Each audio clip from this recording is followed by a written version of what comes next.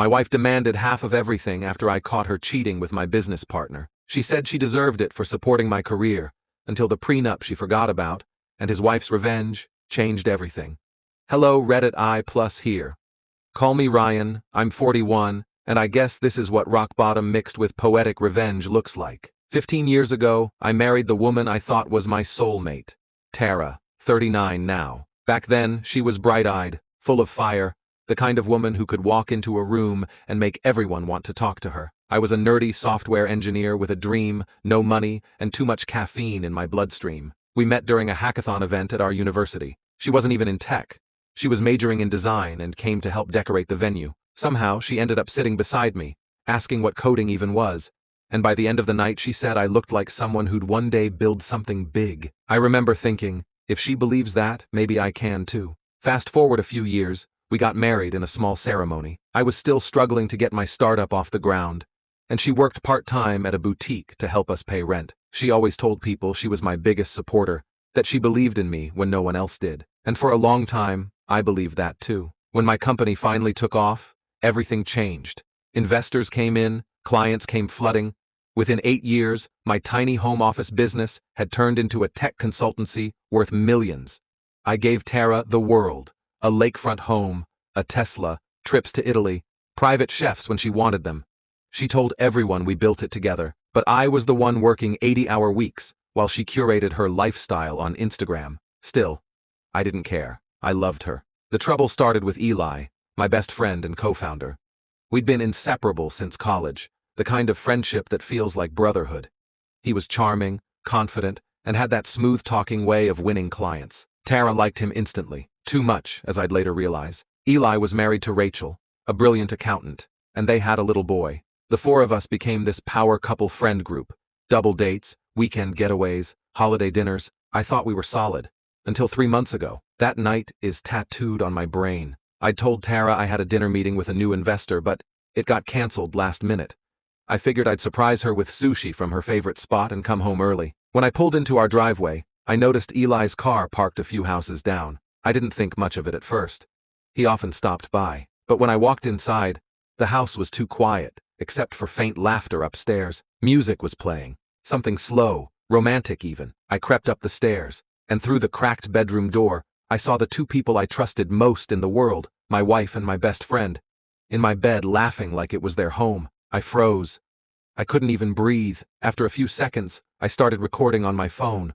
Part disbelief, part rage. When I finally pushed open the door, they both jumped like kids caught stealing. Tara screamed my name.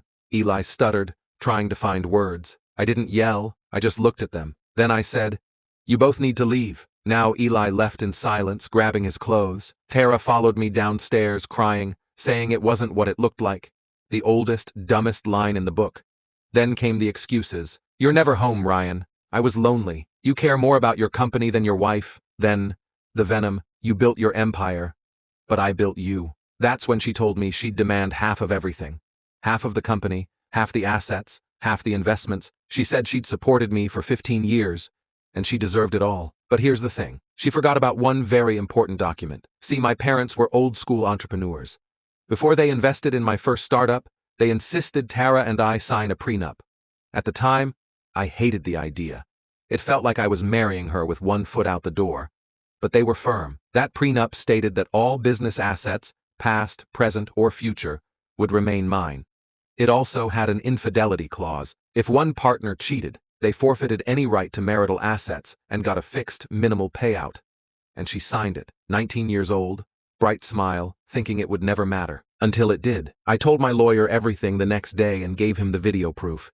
He said it was ironclad, that she'd walk away with next to nothing. But that wasn't the end. Here's where it got twisted. A week later, I got a call from Rachel, Eli's wife. She asked if we could talk. When we met, she looked like she hadn't slept in days.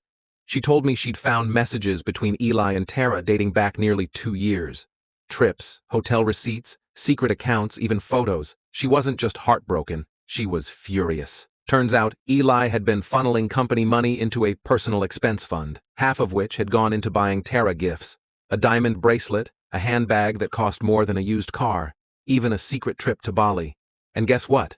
Those funds were traceable through the company books. Together, Rachel and I decided to coordinate. While my lawyer prepared the divorce filing, Rachel's legal team began building a case against Eli for embezzlement and breach of fiduciary duty. Since I was the majority shareholder, I had the power to fire him, which I did, publicly. When Eli realized what was coming, he panicked.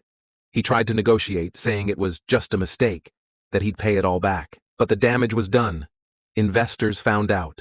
Clients pulled contracts, and within a month, Eli was finished. As for Tara, she tried to play the victim card, claimed emotional neglect, said the prenup was invalid because she'd been pressured. But my lawyer had the receipts, her signed document, video proof of cheating, and bank statements showing she'd been benefiting from Eli's stolen money. It got worse for her when Rachel sued her for civil damages, aiding and benefiting from financial fraud. The court sided with us. Tara walked away with nothing, not even the house. She moved in with her sister, sold her designer bags online, and started posting quotes on social media about toxic men. Eli lost his marriage, his job, and is now under federal investigation. Rachel took full custody of their son, and I gave her a job managing our company's new finance department.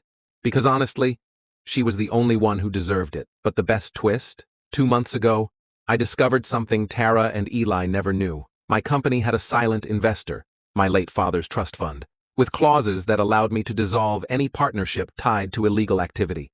Which meant, when Eli used company funds for personal expenses, he automatically forfeited his shares to me. So not only did I keep everything, I gained his 40% of the company too.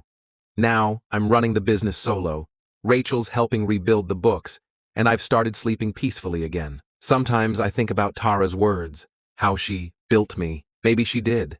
In some small way, she taught me what loyalty isn't, and that's worth more than anything she ever took. It's been 6 months since the divorce was finalized. 6 months since I stood in that courtroom, watching Tara glare at me like I'd destroyed her world, when in truth, she'd already burned it herself. After it all ended, I did what everyone tells you to do, but no one ever really does. I started over. I moved out of the old house. Too many ghosts in those walls, and bought a small coastal home in Monterey. Peaceful, quiet, the kind of place where you can hear yourself think. Rachel and I stayed in touch because of the business. She was sharp, efficient, and frankly, the reason the company survived the storm. Working with her was easy. No drama, no lies, just mutual respect. And maybe a little more than that, but I didn't want to rush into anything. After what happened, trust wasn't something I could hand out easily. The company was thriving again. Investors came back after I restructured everything, and our newest project, an AI-driven cybersecurity platform, was taking off faster than we expected. Ironically, the same skills I'd used to track Tara's cheating now made me a fortune protecting others from deception. Funny how life works. Then one night, everything changed again. It was around midnight when my phone buzzed. Unknown number. I almost ignored it, but something made me answer. Ryan? The voice sent a shiver down my spine. Tara. For a second, I didn't know what to say. I hadn't heard from her in half a year. Last I knew, she'd moved in with her sister in Sacramento and was scraping by doing freelance interior design work. What do you want? I said flatly. I need to talk to you, she said, her tone trembling. It's important, please. It's about Eli, I sighed. That chapter's closed, Tara. Whatever mess he's in now isn't my problem. It is your problem, she whispered. He's disappeared. I froze. What? She went on to explain that Eli had gone missing 2 weeks earlier. His accounts were frozen because of the ongoing investigation. His car was found abandoned near the coast, and nobody had heard from him since. I didn't know what to feel. Shock? Relief? Guilt? Then she said something that made the hairs on my arms stand up. Before he disappeared, he called me. He said you were hiding something. Something about the company. He said you ruined him on purpose, and that if anything happened to him, you'd be responsible. I laughed coldly. He ruined himself, Tara, and if you're looking for sympathy, you came to the wrong man. She started crying, not the fake, manipulative kind I'd seen before, but the real, panicked kind. Ryan, someone's been following me. I think Eli's in trouble, or dead. Please, I just need your help against my better judgment. I agreed to meet her. Call it closure. Call it curiosity. We met the next morning at a small cafe off Highway 1. She looked nothing like the woman I'd once known. Thinner, exhausted, eyes hollow. The glamorous, self-assured Tara was gone. This one looked haunted. Eli was desperate, she said, clutching a cup of coffee with trembling hands. He said he had evidence that you'd set him up, that Rachel helped you. I leaned back, staring at her. That's ridiculous. But then she slid a flash drive across the table. I found this in one of his old laptops, she whispered. He said it was his insurance. I don't know what's on it, but I think someone killed him for it. I didn't touch it. Something about the whole thing felt off. Too dramatic, too perfectly timed. Later that night, though, curiosity won. I plugged the drive into my laptop. There were dozens of encrypted files. Most were nonsense. Logs, receipts, company memos. But one folder caught my eye. /private_R. When I opened it, I froze. Inside were emails between Rachel and Eli. They weren't about business. They were personal, intimate, and they weren't old. They were dated from just 2 months ago. I scrolled, heart pounding. The messages revealed something I never saw coming. Rachel had been playing both sides. While Eli was being investigated, she'd been feeding him insider updates from our legal team. In exchange for a cut of his hidden offshore funds, she'd helped bury some of his tracks, hoping to cash out once the dust settled. The final email between them read, "If Ryan finds out we're both finished, you transfer the funds, and I'll make sure the system logs disappear. Then we can finally start over." My stomach turned. All this time, I thought Rachel was my ally, the one person who'd stood by me through everything, but she'd betrayed me too. The next morning, I confronted her at the office. She tried to deny it at first, said the emails were fabricated.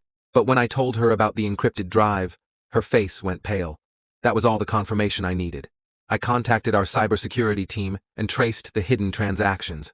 The accounts were real, offshore, encrypted, but linked back to a shell company in Belize. Rachel had used her position in finance to siphon small amounts of company money over several months. She was smart, too smart.